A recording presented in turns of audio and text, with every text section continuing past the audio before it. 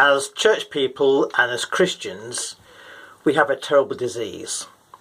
We feel we have to get everything right, or at least most things.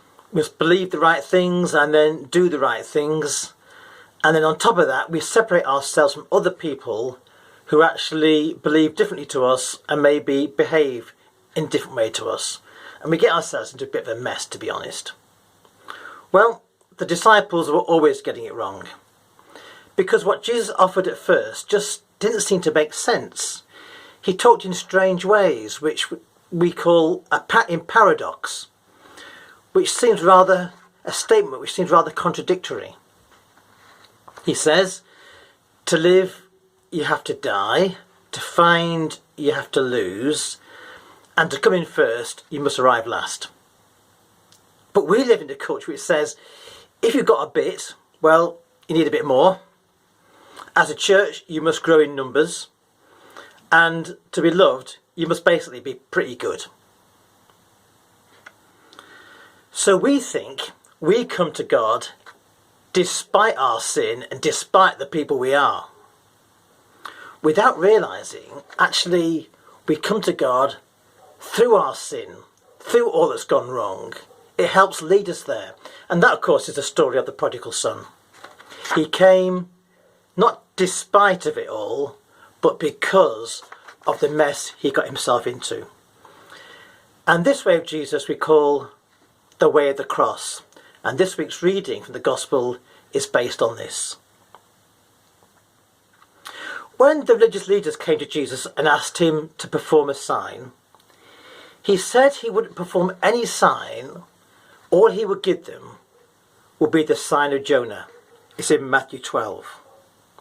And Jonah's interesting because he got it right by doing it wrong. He ended up in the belly of the whale, a symbol of death, before being spat onto a beach, a symbol maybe of resurrection. First by having his assumptions and his illusions shattered and undone, before actually entering a new mindset. We wrongly believe that being a Christian is about onwards and upwards, and hopefully with a lot of comfort along the way. Come to Jesus and he'll bless you type of thing. Because we don't realise we are already slaves to many things.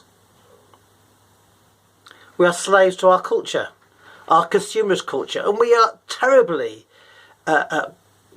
compromised by the situation we find ourselves in.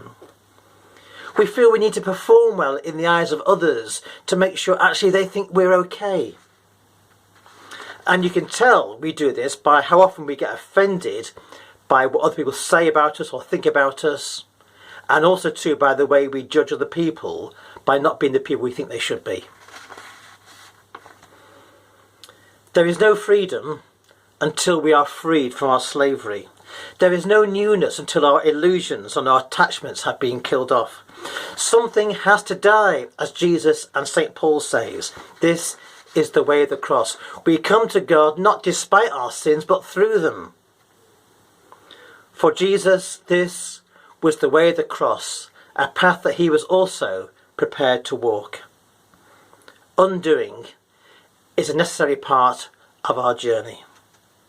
But Peter says, no, and so do we.